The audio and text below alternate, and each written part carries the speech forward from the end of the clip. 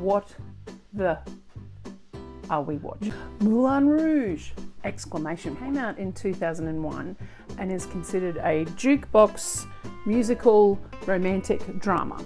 That's a lot. I went to the cinema here in Toowoomba and I saw this film at the Strand Cinema with Amy, my friend Amy, and we sat down and we'd heard good things about it and we watched, started watching it, and it sort of opens in the Moulin Rouge itself, and then they put the can with Smells Like Teen Spirit. And I remember this moment, and I remember looking at Amy going, what the are we watching? And from then on, it was this wonderful blend of music, which Baz Luhrmann is so good at doing. Him and music and cinema are just such a great combo. And then you watch the rest of this story play out with Christian, who's played by Ewan McGregor, and Satine, who's played by Nicole Kidman, and it's their love story. And it is a fantastic film. This film did really, really well commercially. It was very much a success. I think it really allowed the world to kind of understand Baz Luhrmann a little bit more and really kind of go, okay, this is what he's all about. And he's broad, he's talented and he's got a vision, and he doesn't seem to negotiate on that vision. This film has some really, really great supporting actors, and the Duke, who's played by Richard Roxburgh, plays such a really good villain in this. A little bit camp, a little bit funny, and a little bit scary at the same time. And yeah, he's a great villain.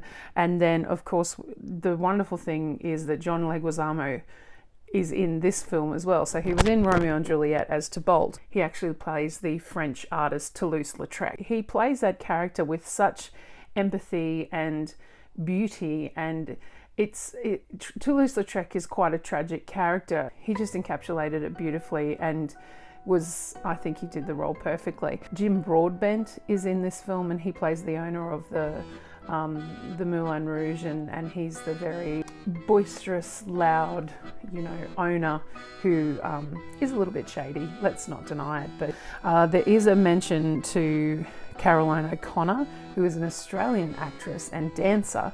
There's another fabulous actor who is Polish but is an Australian actor, and his name is Jacek Koman. I hope I've got that right. He plays one of the employees at the Moulin Rouge.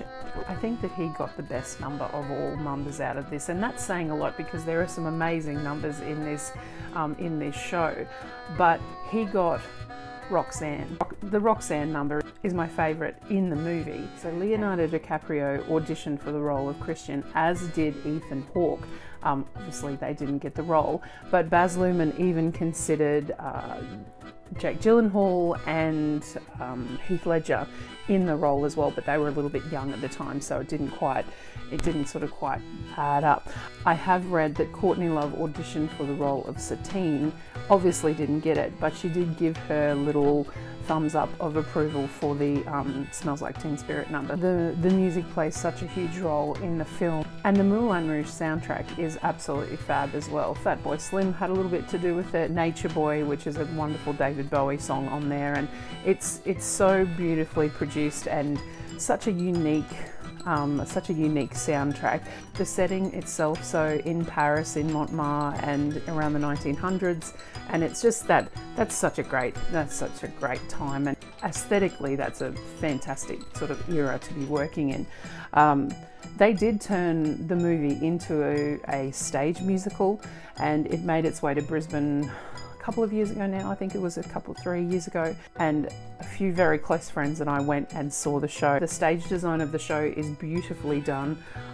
We were up in the nosebleed section because we just couldn't get good tickets, and so even being that far up, it was a great show to watch and very fun and so much energy, and obviously the can dancers and just really draw the audience in. They did decorate the front of the sort of stage area around the proscenium arch and around the front of the theatre, and they really decked it out, and they had an elephant and all of these beautiful things. There were little tables at the front that you could, you know, sit at, and it looked more like a little cabaret, you know, room than anything. And yeah, the stage version of this is absolutely wonderful, and I highly recommend going and seeing it if it's ever in your area, because it's a great fun show. Yeah, I do, obviously I love this movie, but it's such a great end to that Curtain trilogy, because then, you know, Baz Luhrmann goes off and does Australia, which is the film that he does after this. So he goes and does something completely different, you know, for his next film. So it was a really nice way to put those three films together and make them, you know, a little box set. It's a piece of art. It really is. I love this one. It's an absolute doozy. So yeah, major thumbs up to Moulin Rouge, and also big hello to Amy. How the bloody hell are you?